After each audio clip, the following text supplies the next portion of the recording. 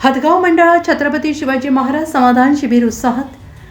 शासकीय योजनांचा लाभ थेट जनतेपर्यंत पोहोचवण्यासाठी आणि नागरिकांच्या प्रलंबित तक्रारींचे जागेवरच निराकरण करण्यासाठी आयोजित करण्यात आलेले छत्रपती शिवाजी महाराज समाधान शिबिर हदगाव मंडळामध्ये मोठ्या उत्साहात संपन्न झाले। या शिबिराच्या माध्यमातून शेकडो नागरिकांना विविध दाखले आणि योजनांचा लाभ मिळवून देण्यात आला। शिबिराची ठळक वैशिष्ट्ये: महसूल, कृषी, आरोग्य, पंचायत समिती यासारख्या विविध विभागांचे स्टॉल्स एकाच छताखाली लावण्यात आले। यामुळे नागरिकांना आपल्या कामासाठी कार्यालयांचे उंबरठे झिजवण्याची गरजच पडली नाही। शासकीय योजनांची माहिती, अनेक लाभार्थ्यांना विविध कल्याणकारी योजनांचे अर्ज कसे भरावेत आणि त्यासाठी लागणारी कागदपत्रे कोणती याचे मार्गदर्शन करण्यात आले। शिबिरादरम्यान उत्पन्न दाखले, रहिवासी प्रमाणपत्रे आणि इतर आवश्यक कागदपत्रांचे वाटप मान्यवरांच्या हस्ते करण्यात आले। प्रशासकीय उपस्थिती: या शिबिरासाठी उपविभागीय अधिकारी अविनाश कांबळे, तहसीलदार सय्यद उमर, तालुका कृषी अधिकारी सदाशिव पाटील, गटविकास अधिकारी कैलास अडेराघू, नायब तहसीलदार मुंजाजी काकडे आणि संबंधित विभागांचे वरिष्ठ अधिकारी कर्मचारी उपस्थित होते।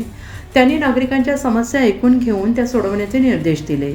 नागरिकांचा उत्स्फूर्त प्रतिसाद: हदगाव मंडळातील गावांमधून नागरिकांनी या शिबिरासाठी मोठी गर्दी केली होती।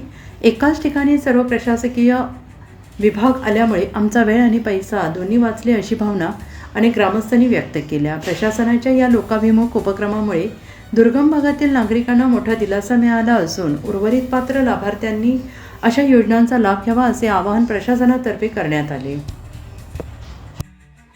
आज हदगाव येथे हदगाव मंडळातील नागरिकांकरिता छत्रपती शिवाजी महाराज अभियानांतर्गत समाधान शिबिराचं आयोजन करण्यात आलेलं होतं।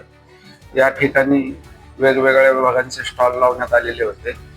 या शिबिराच्या माध्यमातून लोकांना शासनाच्या ज्या वेगवेगळ्या योजना आहेत त्याची माहिती देणं, पात्र लोकांकडून त्या विभागाच्या योजनांचे फॉर्म भरून घेणं आणि त्यांना त्यांच्या समस्यांचा जागेवर निपटारा करणं हे मुख्य या शिबिर आयोजन करण्याचा उद्देश होता।